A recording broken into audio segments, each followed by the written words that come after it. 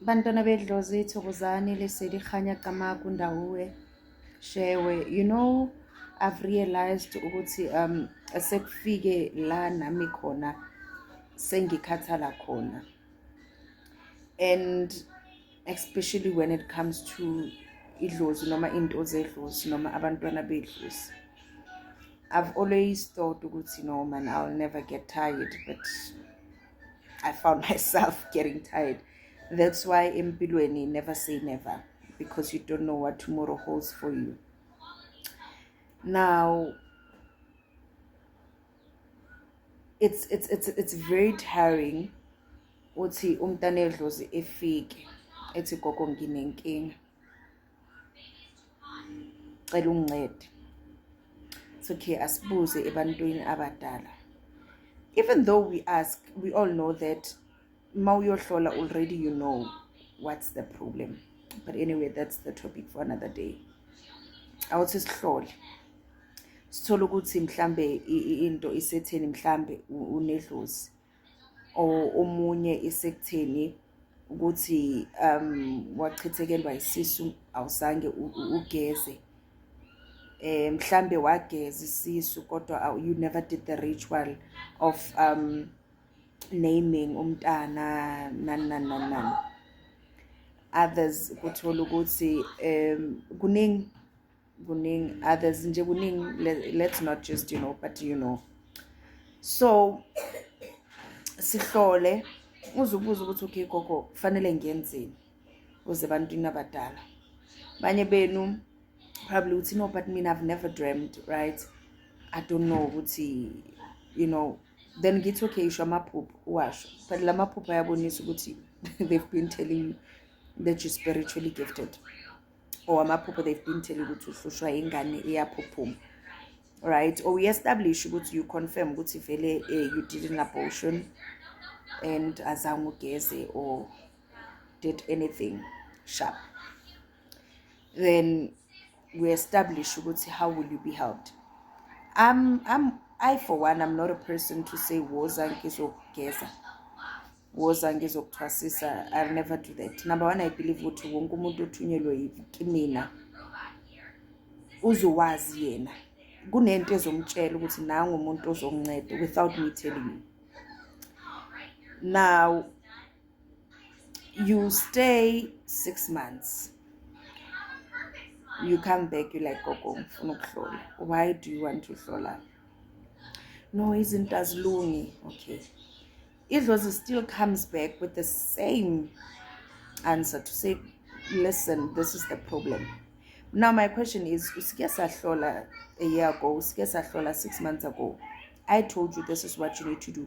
Even if you don't come to me, even if you can go kumela promunye, but fact is you were told this is what you want to do. Did you do that? No. So what is it that you're hoping to hear from this consultation that you've never done, that you've never had? And mind you, you're busy spending ubhadalana ne consultation, yet you know what's the problem and how to fix it. Unikezwa insebenzo ukuthi okay, nayi insebenzo, do this for a period of time. You never do that, but you still come consult.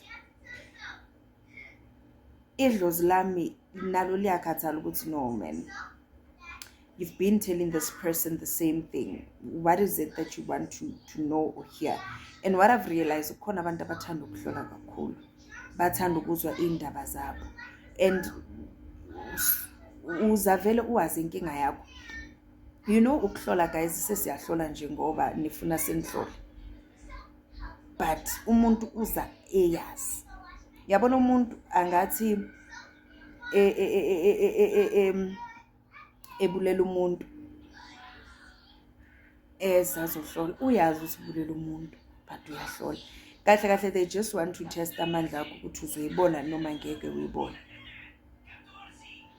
Kahle the thing must not be ukuthi ufuna ukwazi ukuthi inkinga yini. The question should be gogo ngiyenze 1 2 3 ngiyazi, ngicela ungincede, right? Or ngikhipha isisu ngiyazi, ngicela ungincede because I know that angizange ngigeze, azange ngenze 1 2 3.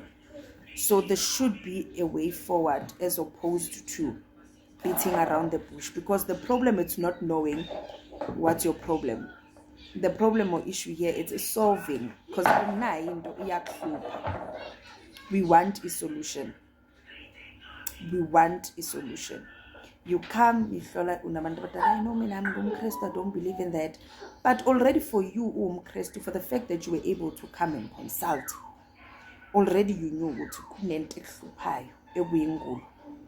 and you were hoping for me to say, now you've established icon. We are again a year down the line. Gogo, hey, in mina angfuni angumkrestu. Like, what do you want me to do? Do you want me to keep labantu hamba nabo and keep idlozi lakho? Because now I can't. Because labantu laba baphile egazini kuwe. If you want them to leave you or you don't want them, isolution ukuthi uhambe, because basegazini fanele sidrain sikhiphe lonke legazi ngoba basegazini kuwe, akunalaba yakhona. So that's when I got to realize ukuthi no man, abantu badlala ngathi. Let's not beat around the bush. It's either ufuna usizo or awufuna usizo. And one thing about me, angifuni ukudla imali yakho for the sake of ukuthi no, ubuya kayi-10 uzoconsulta, ubuya kayi-10, then what? Ngidlile imali yakho, then after, when you are still faced with the same problem. But anyways, that's what I wanted to share today. Emakhosini leserikhanya kamakunda weshewe.